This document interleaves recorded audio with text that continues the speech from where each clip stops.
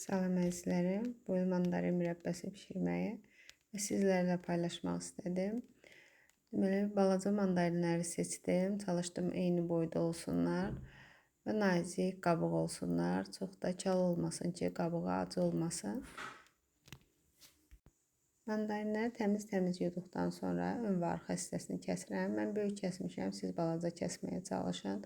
Böyük kəsəndə mandarinlər qaynayanda, pişəndə dağılır.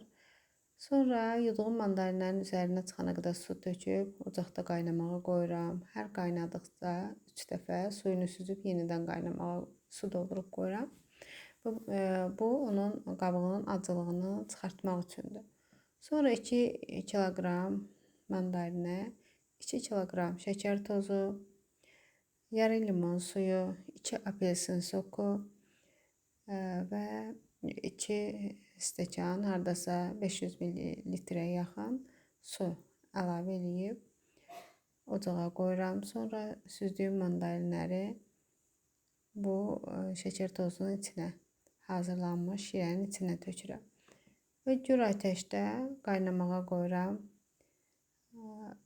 Çox da yox, bir yarım saat qaynadıqdan sonra, 40 dəqiqə qaynadıqdan sonra hazır olur. Qaynadıqca kəfini yığırıq. İçərisinə ədviyyatlarda mən darçın, hil əlavə elədim, vanil əlavə elədim.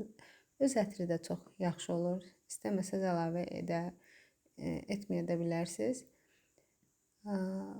Şirəsinə baxırsınız, tam pişib, artıq mət halına gələndə artıq ocaqdan götürürsünüz. Yəni, o biri mürəbbələri pişirdiyimiz kimidir. O qədər də çətin deyil, çox da dadlıdır.